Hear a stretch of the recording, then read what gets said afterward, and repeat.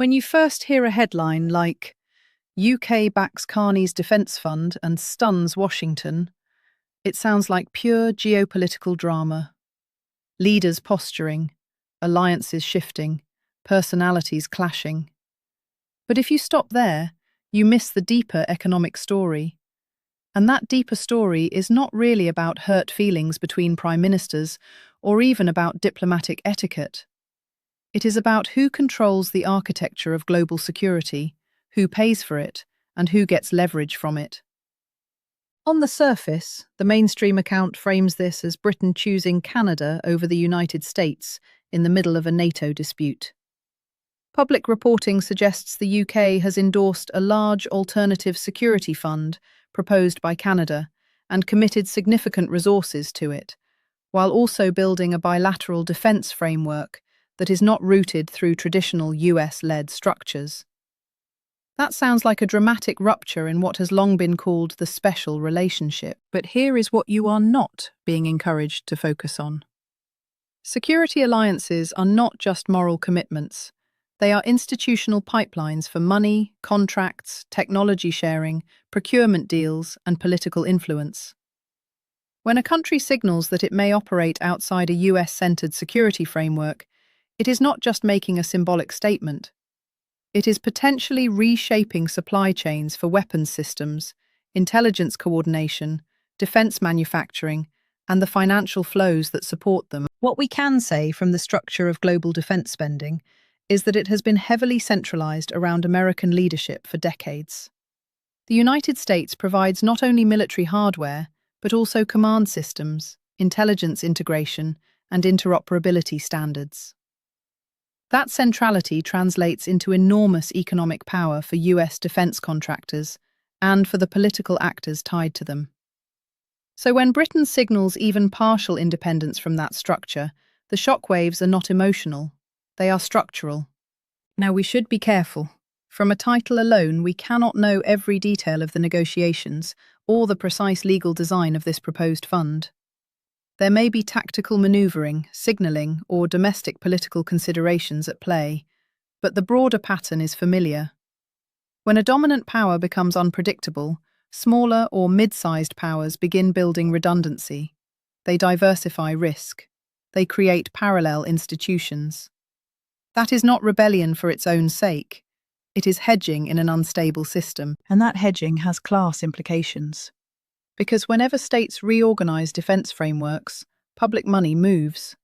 Contracts shift. Research funding follows new priorities. Taxpayers finance the transition. The people who benefit most are rarely ordinary workers. They are firms positioned to supply the new architecture, the financiers underwriting the bonds, and the political elites who broker the deals. So if you feel like you saw the headline but did not fully grasp why it matters, you are not alone. The real story is not simply that Britain backed Canada. The real story is that the economic infrastructure of Western security might be fragmenting. And when infrastructure fragments, power and profit move with it. If we step back from the personalities and look at the system, NATO has always been more than a mutual defence pact. It has been a hierarchy. The United States sits at the centre, underwriting the majority of spending, setting standards, shaping doctrine, and in return enjoying enormous strategic and economic leverage. Other countries plug into that system. They gain protection and access, but they also accept dependence. So when Canada proposes an alternative fund and Britain backs it, the surface story is solidarity. The deeper story is institutional redesign.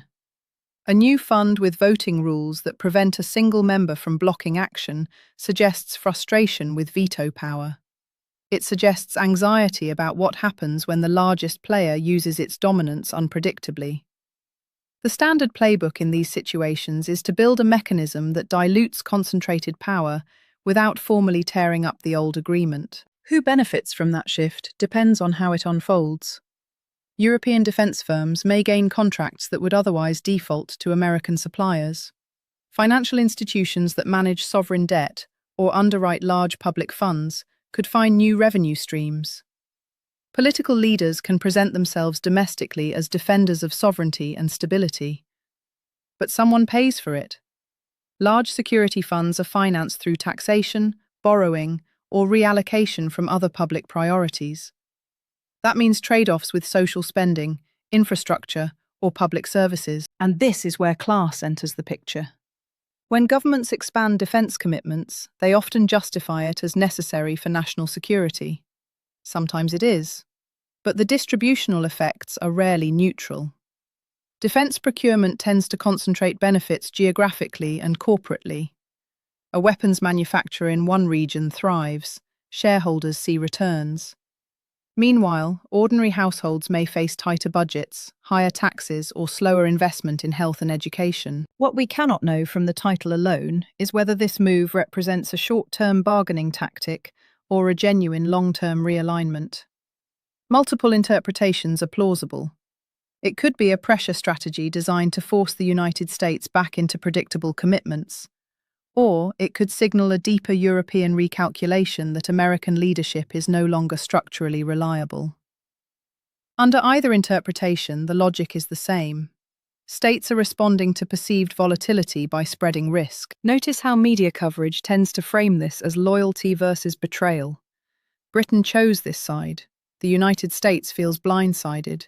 Canada stands firm. That framing personalizes what is actually institutional anxiety.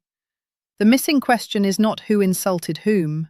The missing question is why the alliance architecture has become so fragile that alternative funding mechanisms feel necessary at all. When trust in a hegemon declines, parallel institutions emerge. We have seen this in finance, in trade, in development banks.